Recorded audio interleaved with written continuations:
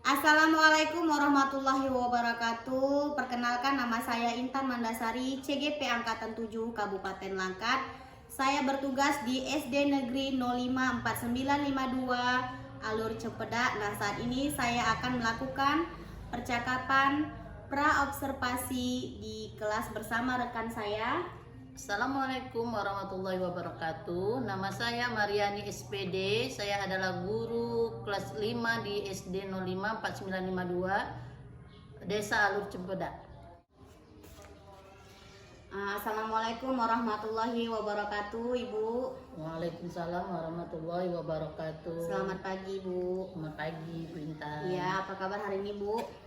Sehat, alhamdulillah. Iya, seperti yang saya janjikan kemarin ya, Bu ya, bahwasanya saya akan melakukan supervisi akademik di kelas Ibu di kelas 5 ya, Bu ya.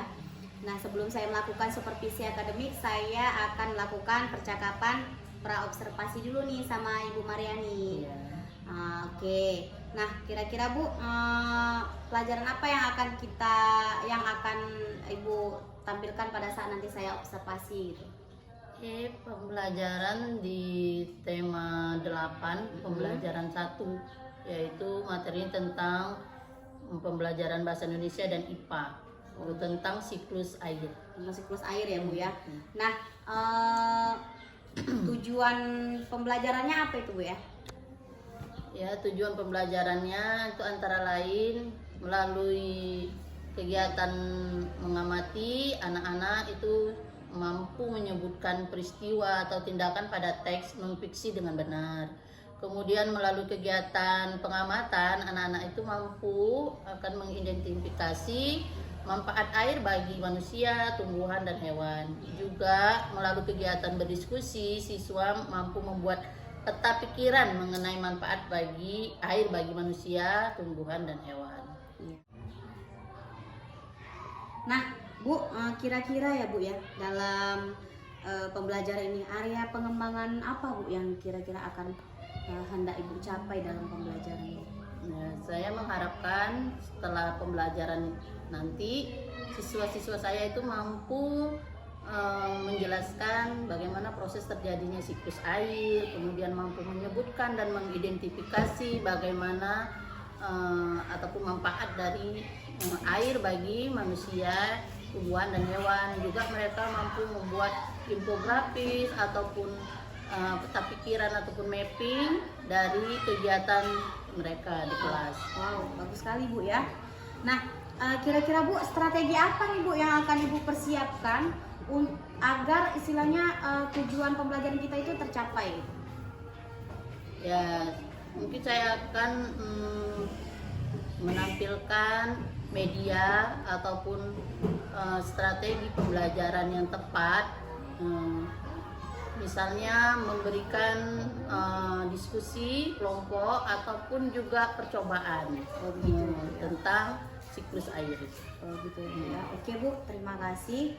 Nah, nanti akan kita lanjutkan pada saat observasi di kelas ya, Bu ya. Oke. Mudah-mudahan rencana Ibu ini dapat terlaksana dengan baik ya, Bu ya, dan anak-anak tujuan pembelajaran yang akan dicapai akan terlaksana dengan baik. Oke, terima kasih, Bu, atas waktunya. Sama-sama, Ibu Intan. Semua, selamat pagi, Bu. Bagaimana kabar kalian hari ini? Baik, Bu. Sudah pada sarapan semua? Sudah. Oke, jangan kelihatan lemas hari ini ya. Kita harus semangat. Sebelum kita belajar, kita membaca apa? Kita mulai tepuk semangat kita dulu. 1, 2, 3. Tepuk semangat.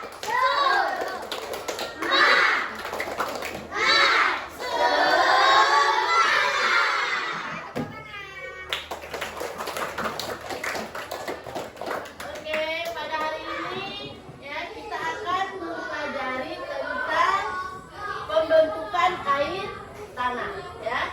Jadi sebelum kita mempelajari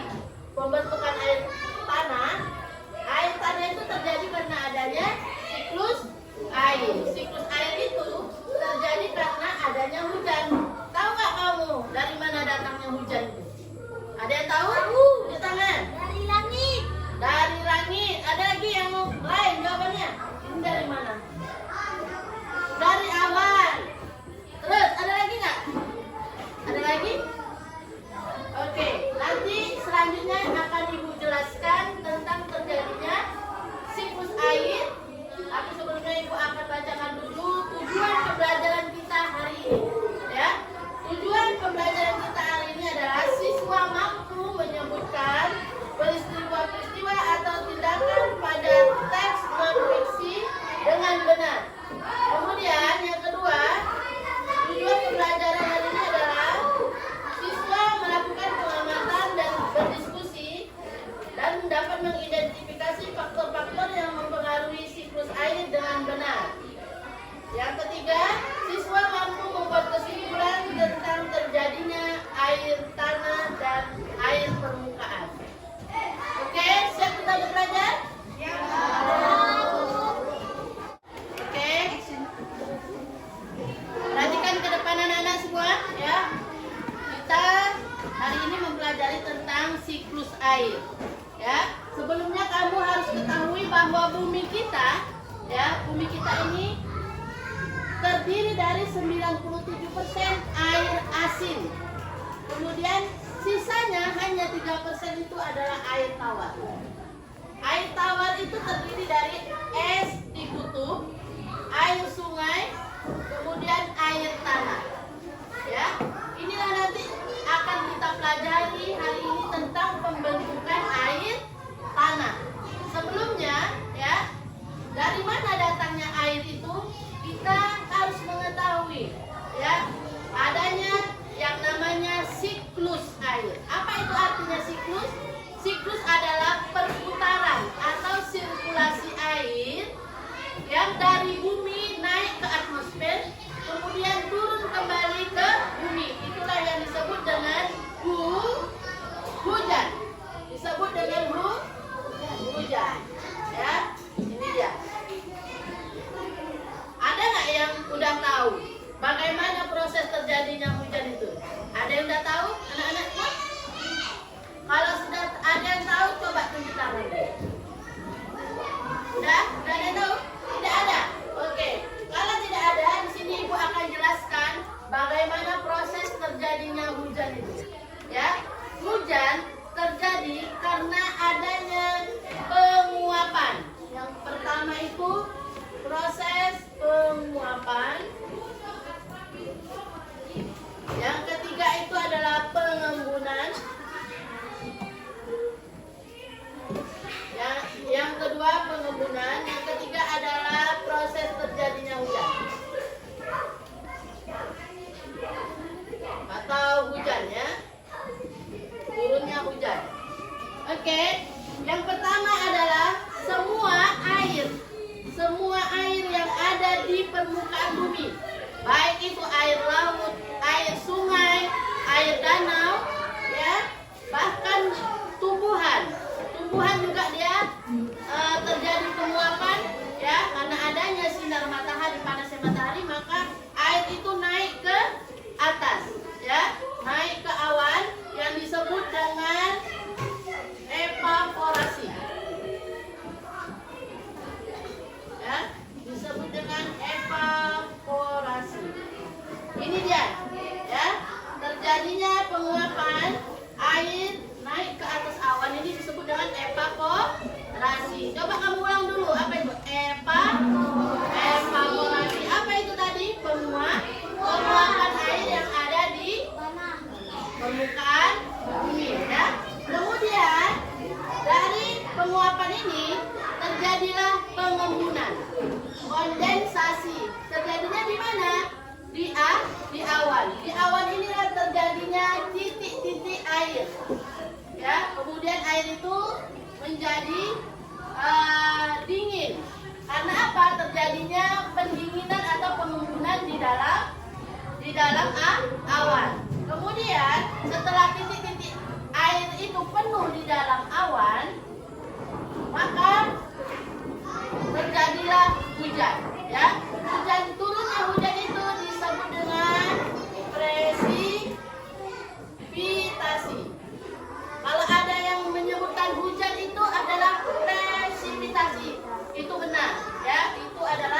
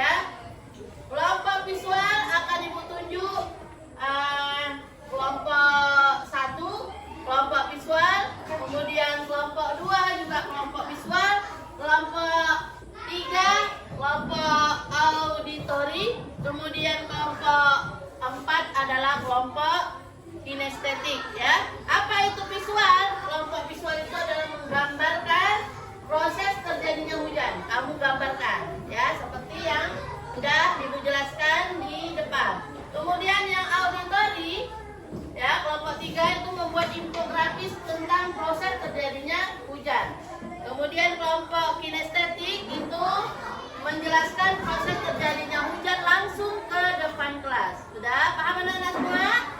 Paham? Oke, di sini ada yang memberikan kamu lembar kerja, ya. Masing-masing kelompok akan menuliskan tugas ataupun lembar kerja kamu di kertas ini, ya.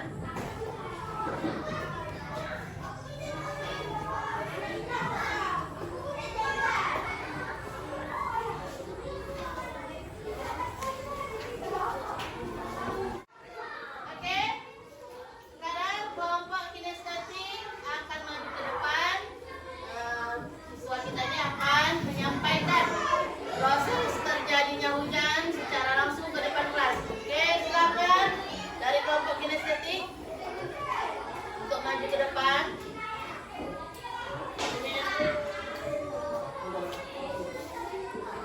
Lihat ke depan sana.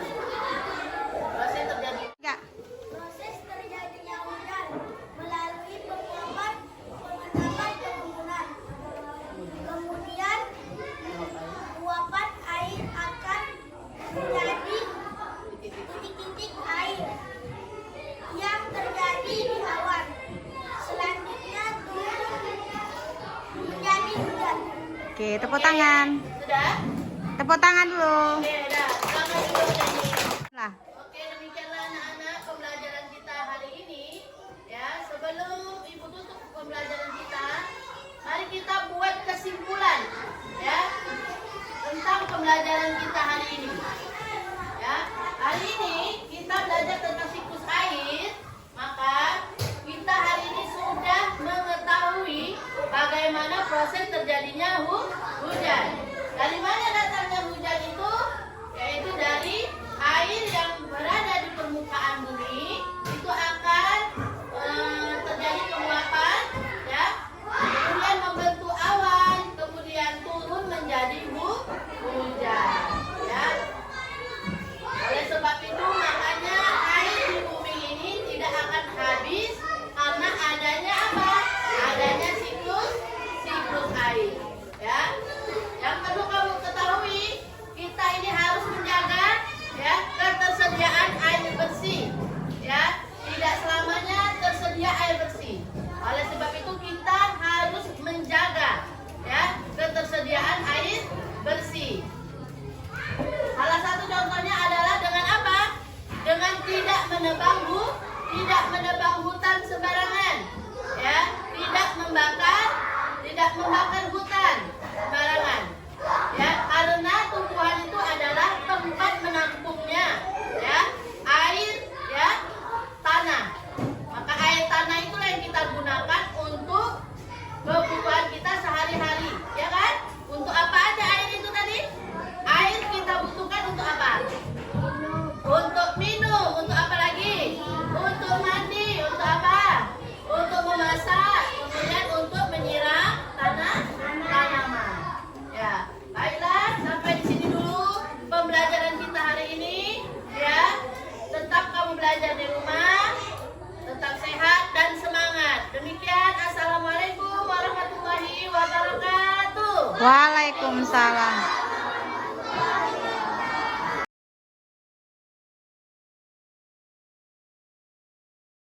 Assalamualaikum warahmatullahi wabarakatuh.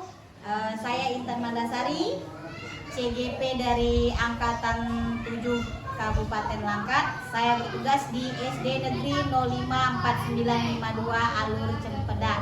Nah, di sini saya bersama rekan saya Ibu Mariani yang paling cantik dan juga Ibu pengajar praktek saya Ibu Harija. Nah, di sini saya akan mempraktekkan coaching pasca observasi. Oke, kita mulai saja Ibu ya.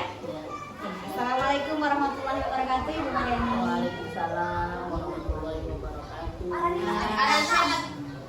Apa kabarnya hari ini Ibu? Alhamdulillah sehat, Intan. Nah, bagaimana perasaan Ibu hari ini? Baik-baik saja, sehat, senang. Nah, bagaimana kelas kita nih pada hari ini Ibu?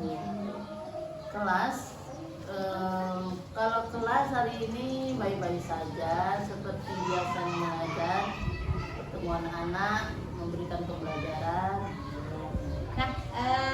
kira-kira dalam pertemuan kita pada hari ini apa yang ingin Ibu capai? Ya, pada pertemuan kita hari ini saya harapkan saya bisa tukar pendapat, sharing, bertanya, kemudian menemukan solusi apa saja permasalahan dalam pembelajaran di kelas saya. Gitu ya. Mudah-mudahan hari ini kita dapat sharing-sharing, ngobrol-ngobrol santai gitu ya tentang pembelajaran yang ada di kelas itu ya Bu ya. Nah, kemarin saya sudah melakukan observasi nih di kelas Bu Mariani kan. Gimana perasaan Ibu ketika saya observasi di kelas? Oh, perasaan saya sedikit deg-degan. Deg-degan Bu ya. Kenapa deg-degan tuh Bu ya?